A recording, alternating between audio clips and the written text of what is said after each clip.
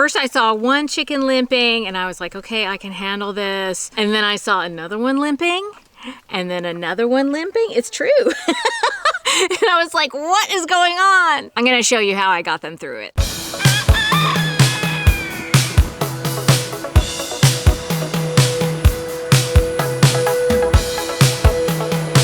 Hello friends, welcome to Chickenlandia. My name is Dahlia. I'm a backyard chicken educator, also known as the president of Chickenlandia. Raising chickens has been the best way for me to find peace and joy in my life, and I want to help you find that too. This is Zorro. Zorro is Bubbalicious's son, and Zorro is very rude to his father. Isn't that true, Bubba? And it looks like some of the hens have been putting him in his place. Is that true? He's just like, okay, I'm gonna put you down, baby. Even though this happened to us last summer, I really want to talk about it now because Bumblefoot, which is what we are going to talk about in this video, has been happening so much last summer and this summer. And even the ladies at my vet were like, we have never seen so much Bumblefoot. And I, as an educator, have never had so many people contacting me about Bumblefoot in their flocks. I don't know why it's happening so much right now, but I think it's good to learn about it, you know, in case it happens in your flock. If it's an active infection, there's likely going to be some swelling involved. There can be some redness. It can actually be hot, you know, an infection. A lot of times it's gonna feel hot to the touch. If your whole chicken feels hot and it's feverish, then that is a sign that the infection is very serious. But usually the first symptom, like the way that you discover it, is that you will see a chicken limping, because we're not always looking at our chicken's feet. It's certainly not the bottoms of their feet. But if you see a chicken limping, that's usually the first sign that they have it. There's a loaf over here. Scully, are you a loaf? That's Scully. She's my little leghorn. You're a loaf of bread, honey. Now, of course, we know with any kind of illness or injury, the best thing to do is to prevent it. So I want to talk to you about what causes Bumblefoot, and I want to talk to you about prevention. But one of the things I want to mention before we go any further is that you will find, you know, if you go on the internet and you research treating Bumblefoot, a lot of the advice that you will find is for you to actually perform surgery at home on your chicken. Now, I don't want to speak poorly of any other educator. They're telling you what they feel is the best treatment for your chicken. But I will say that, you know, Bumblefoot most of the time is a staph infection. And anytime you cut that open, you run the risk of not only possibly infecting yourself with something you really don't want, but also introducing a secondary infection to your chicken or worsening the infection that they have. So I would say that that is more of an invasive treatment that I am going to recommend. The treatment I recommend does not involve cutting your chicken's foot open. And I do think that long term, the results are going to be better, because what I have seen a lot with people that actually perform that surgery is that it returns. I don't want to lie to you. Once a chicken has Bumblefoot, you're going to have to keep an eye on it because it can come back. But for the most part, it's just a more gentle approach, and I've seen a better outcome with the treatment that I'm going to tell you about. But first, let's talk about what causes it and how you can prevent it. So I want to go through this stuff really fast because sometimes I feel like a broken record. It's just like, why? I keep saying the same things over and over again. So Bumblefoot will very likely be caused by a cut or an injury that happens on the foot. So like a puncture or a cut that happens on your chicken's foot. And that can be caused by something in their environment, obviously. It can be caused by them jumping down, like if you have your roosts too high and they're jumping down from the roost, that can cause it. But obviously, the healthier a chicken is, the more likely they're going to be able to fight off an infection like this before it takes hold. So once again, you want to look at your whole chicken's body. You know, you want to look at them holistically. Are they getting the right nutrition? Do they have enough space? Do they have a life that isn't super stressful? All these things can affect their immune systems, and it can affect how they react when something happens that could possibly introduce bacteria and infection into their system. So no matter what, your main way of preventing Bumblefoot and any other illness or infection that can threaten your flock, it's going to be making sure that your chickens are strong on the inside.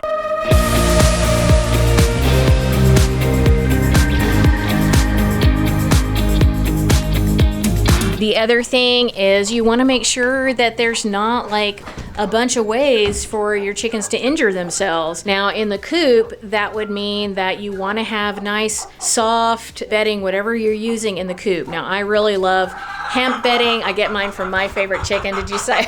I know you guys saw this. I feel like a superhero wearing this.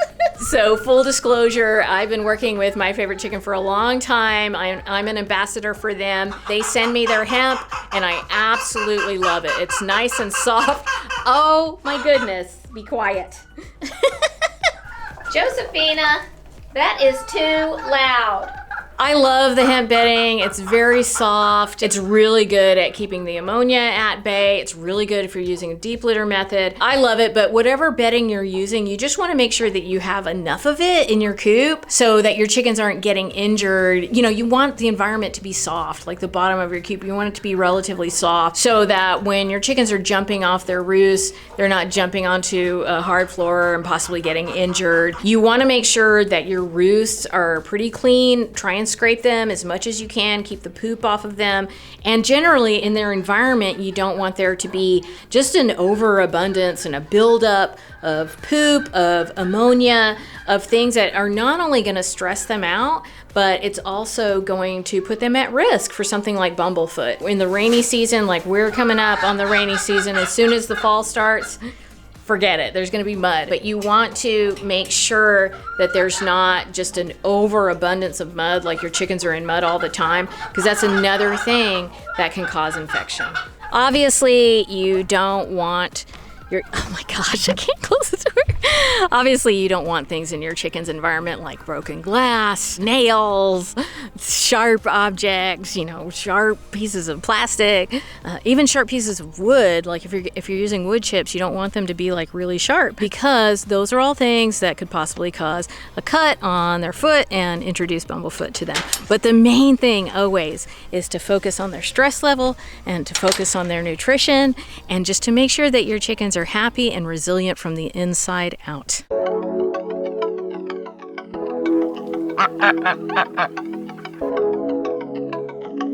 Okay, so back to this whole story of me having 3 chickens with Bumblefoot and going on vacation. You know, I was supposed to go on vacation in like a few days. And I have a wonderful person that she's a dear friend of mine. She watches my chickens and ducks and my dogs and the house while we are gone. So she was planning on coming and staying here for 3 weeks with her son.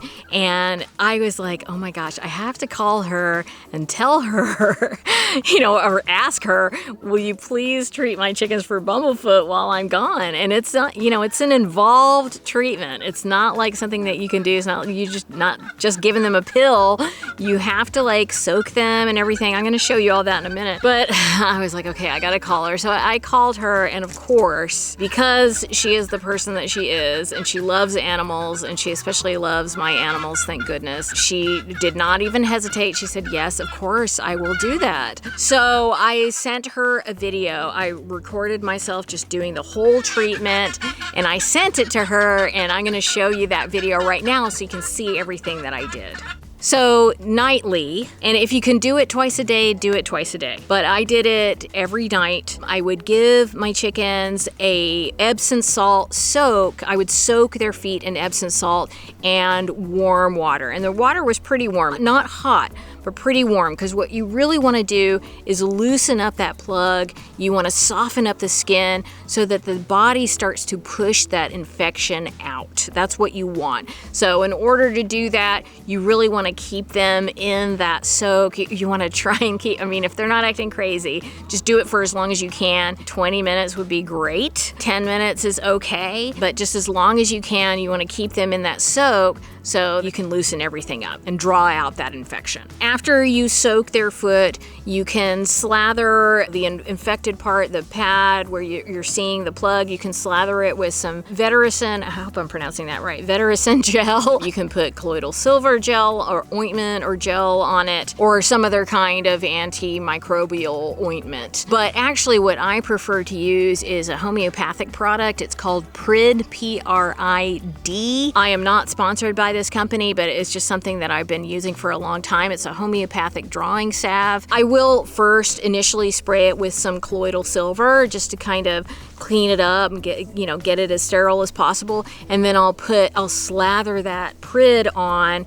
After I do that, I will wrap up the foot in some vet wrap. If it's not super serious, I will let them be in the flock. And if you've seen my videos from during that time where they were getting treatment, you will see I have some chickens walking around with little booties on. And the reason I do that, I know that I usually say if you have a sick or injured chicken, get them out of your flock. And you may need to do that if your chickens are being aggressive towards that chicken, they're just seeing them as weaker, you may need to remove them. But for something like this, I'm hesitant to take them out of the flock because they will always be more stressed out away from their flock. Unless they're like a chicken that loves being inside, that loves being among humans and stuff, they don't mind being away from their flock, they'll probably be okay.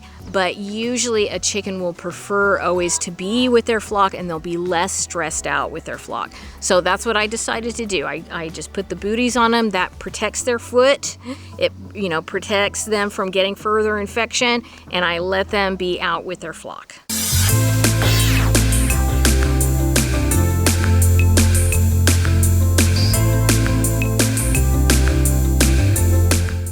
So while I was gone, these chickens were getting their treatments. When I came back 3 weeks later, the plugs had still not completely come out. So I continued their treatment. I will say it took about 6 weeks. It took a while for some of them. I think it was Flo. Hers came out, both of them came out pretty quickly. But Pearl took a long time, and Josephina would not have it, and then she would have it again. So I treated them for a while, and it did take a lot of patience, but I still feel like letting the body have this natural process of pushing it out and overcoming the infection is a better option than cutting it out and kind of shocking the body that way and, risking further infection. If it is a very serious case, there's a lot of swelling, a lot of redness, it's hot to the touch, all the stuff that we talked about earlier, it is probably your best case scenario to contact a vet at that point. I know that that's not possible for everybody. If it's not possible for you, just do the things that I'm telling you to do, but also remove your chicken from the flock because they're pretty sick at that point. If you can't get a hold of antibiotics, which is probably what a vet would give you at that point, you can use colloidal silver in their water. You can put a drop per gallon of oregano oil in their water, make sure it's really mixed very well to try and give them some natural antibiotics to get rid of that infection, because the worst case scenario is that they get this systemic infection. That's not what you want. Now, beyond all this treatment, there is something else that you need to know that is really important. Bumblefoot is infectious. They can get it from each other. That's why I had more than one chicken with it. And I've definitely heard from people that are like, I heard from somebody recently that was like, I have so many chickens with Bumblefoot, and I felt so bad because, once it's like all through your flock, it's really hard to deal with. At that point, you really would probably need to think about some antibiotic treatment for many members of your flock. So obviously you want to prevent it from spreading through your flock. And one of the main ways that you can do that is to disinfect your roosts. Now, I use a disinfectant. It's a very gentle disinfectant. It's called hypochlorous acid. I love using that. I use it with my family. I use it with my animals. I use it on myself. And I also use it on my chickens. Now, the thing about hypochlorous acid is that it's expensive. You can use another kind of disinfectant that is created for chicken coops or created for livestock environments. You can use a bleach solution, just make sure that you have the right ratio, but you just want to disinfect those roosts because you don't want that infection to be spreading through your flock. It's really hard. You know, once everybody's got it, it's like, oh my gosh. And obviously that's very overwhelming. So I want you not to have that experience. So when the infection starts to heal, you will start to see the body pushing it out. And it's basically like, it'll just push that ball of pus out and infection out. And you might even be able to just pop it off at that point, or it'll just come out on its own. Okay, that's what you want to see. Another possible scenario, okay, and my disclaimer is rolling right now because I'm not a veterinarian, okay, so I can't tell you when something's like fully healed and all that. I don't know that. You have to always use your best judgment. But there is another possible thing that could happen, and that is that the plug can actually callus. And what happens is you can still see that black dot, but there's no infection underneath it. And it's like the body has just kind of absorbed that material that was in there. There's no longer an infection, and it's just turned into a callus. That's actually what happened to Pearl, because I took her to the vet and he saw that she had Bumblefoot, and he said, oh yeah, but this is calloused over. Like, she doesn't have an active infection right now. He did give me some antibiotics in case it comes back, but so far I haven't seen that it's come back, and she's around here somewhere. She's doing pretty good. My sweet friend that was taking care of my chickens while I was gone had another thing happen while I was gone that was actually horrible. And if you've been following my channel, maybe you know what it is. It's about fly strike, because one of my birds got fly strike while I was on the other side of the continent in Canada. And my friend handled it. I want you to learn all about it, because that's another thing that you do not want to be caught off guard, and you know you've got fly strike in your flock and you don't know how to deal with it. You can learn all about it by watching the video that I am leaving on the screen right now. Of course, it's 100% friendly backyard chickens education and entertainment, and I know you're gonna love it. Aren't they gonna love it, Zorro?